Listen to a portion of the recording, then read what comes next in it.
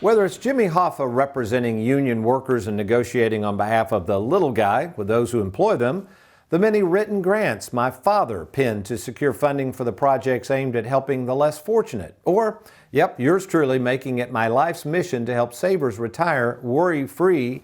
One thing that stands in the way of savers understanding their options is understanding the difference between investments and contracts, and most importantly, having on their side a representative who understands the differences between the two and which ones might be right for you. So let's start with investments.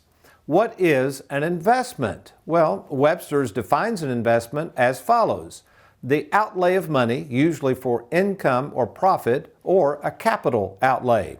Pretty simple. I would add that when someone invests or directs specific funds to another entity, for instance, a 401k plan, they are putting money with the entity in hopes that that money will grow, correct? Otherwise, why would you hand over your hard-earned money to others if they're not going to try to give you a higher return on it? I mean, you might as well throw it in the backyard. Yet, with any investment, you take risk of losing money, either through investment risk, interest rate risk, or inflation.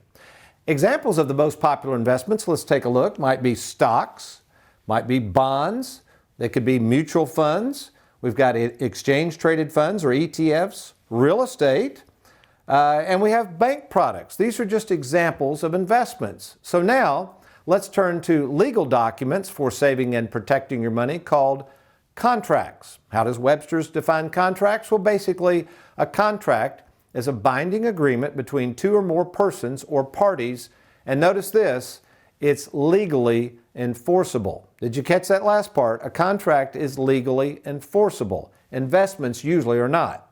It's totally opposite from investments, which have nothing to do with actually representing the guarantees in your best interest that contracts provide. Now, in other words, when you have an investment, it's kind of hope for the best. With contracts, it's protection in writing from the worst. So what are some examples of contracts? Well, there are many, but the most popular would be contracts issued by insurance companies, otherwise known as insurance policies. Now, you may not know you've got a contract, but you do. You got car insurance, which is a contract, home, life, health, and then one of the more popular contracts that we work with all the time is something called an annuity. And annuities are contracts written, yes, for the little guys. So when you think about these different types of contracts, now don't get me wrong here, contracts can be very complicated. And depending on how these contracts are written, they may or may not always be in the best interest of the little guy, which is all the more reason the little guy better have someone representing him who understands the contracts. So let's take annuity contracts, for instance. This is an example of a policy, okay? This is what they are. They're contracts, written documents. And in my 37 years in this business, what I have discovered is that most advisors do not understand contracts, and thus they have very little understanding of how annuities really work. By the way, to learn more about the type of contracts we at Tony Walker Financial represent for the little guy, let me encourage you to grab a few of these free booklets. That's right, at TonyWalkerFinancial.com you can download either Annuities Made Easy, or if you like, you can also download Insurance Made Easy. If you can't download them or don't have a way to print these out, of course, just call the toll-free number on your screen and let us know that you'd like free copies of Insurance Made Easy and Annuities Made Easy, and we'll be happy to mail those to you. So, is there a way for savers to have it both ways? To own both investments and contracts? Well, yes, there is, and it's our ingenious tool we call the worry-free split IRA concept. And boy, this is a dandy for savers because what it allows you to do is have the best of both worlds. So for instance, we can put money, some of your money in investments, and we have 5 portfolios. Currently, we use Charles Schwab as our custodian, and we do everything for you on that side of the ledger. We pick the funds, we manage the funds, we monitor the funds, we send you distributions.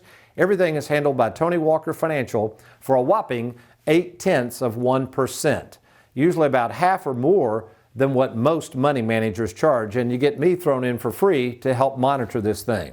Then secondly, part of the money, or a good majority of the money, depending on how safe you want this money to be, would then go into the annuity contracts.